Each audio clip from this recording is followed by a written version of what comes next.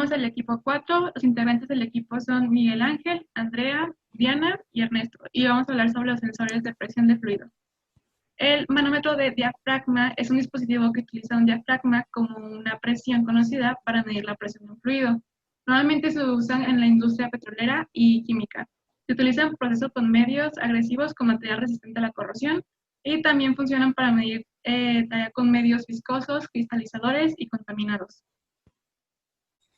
Sensores piezoeléctricos. La piezoelectricidad es la carga creada a través de ciertos materiales cuando se aplica una tensión mecánica.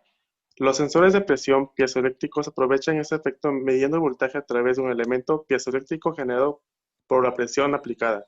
Son muy robustos y se utilizan en una amplia gama de aplicaciones industriales. Aplicaciones ejemplos. A menudo se utilizan para medir la presión dinámica, por ejemplo, en turbulencia, explosión y combustión del motor. Su sensibilidad y bajo consumo de energía también los hace útiles para algunas aplicaciones médicas. En el caso del FS R402 se encuentra cotidianamente en los controles remotos. Cápsulas. Los manómetros de cápsulas se utilizan para medir aire y gases secos a bajas presiones. No se utilizan en aplicaciones líquidas.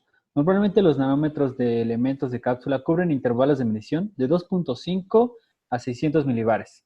El elemento de medición dentro de un nanómetro de cápsula consiste en diafragmas de metal soldados entre sí para formar una cámara de fuelle cilíndrica. Este elemento de cápsula se expande cuando la presión dentro del elemento es mayor que la presión externa y contrae cuando la presión interna es menor. Este movimiento es proporcional a la presión a medir y está acoplado a un mecanismo de puntero.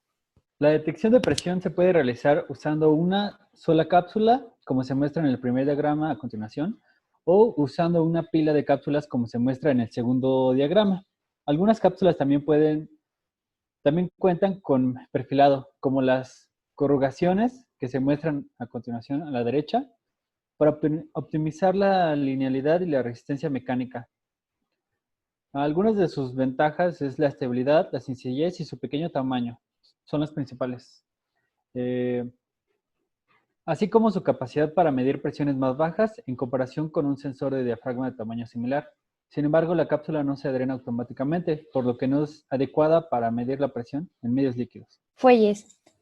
El sensor de presión de fuelle está hecho de una cámara sellada que tiene múltiples aristas como los pliegues de un acordeón que se comprimen ligeramente. Cuando se aplica presión a la cámara intentará expandirse y abrir los pliegues. Un movimiento mecánico adjunto convierte la expansión y contracción de los fuelles debido al cambio de presión del medio en una desviación proporcional del puntero para indicar la presión en una escala calibrada. Las ventajas del fuelle son que son muy simples, son de bajo costo y tienen la capacidad de conectarse directamente a un puntero. Las desventajas son que necesita compensación de temperatura ambiente y no es adecuado para altas presiones. Podemos ver sus aplicaciones en el sector automotriz, médico, industrial, de consumo y de construcción. El uso más común lo vemos en el manómetro tipo fuelle. La presión se divide en relativa, absoluta y diferencial. Los tubos de presión pueden tomar una forma C o helicoidal con una sección transversal ovalada. Cuando el medio de presión ingresa al tubo, la presión actúa para cambiar el óvalo hacia una sección transversal circular. El efecto de esta distorsión hace que el tubo se mueva abriendo la forma C o extendiendo la hélice. El extremo cerrado del tubo está unido a un movimiento, de modo que el desplazamiento hace que una aguja indicadora se desvíe. La deflexión se puede medir en una escala calibrada para representar la presión ejercida por el medio. El principio de funcionamiento del tubo de Barson se conoce bien y las técnicas de producción de tubos están maduras. Sin embargo, la presión mínima medible es de unos 600 milibares. Además, la miniaturización puede resultar difícil y los medios líquidos a presión no se pueden drenar completamente del tubo. El drenaje puede no ser un problema si el medio es inerte. Sin embargo, otros tipos de medios pueden descomponerse o solidificarse, deteriorando la función o la precisión y posiblemente contaminando los medios nuevos.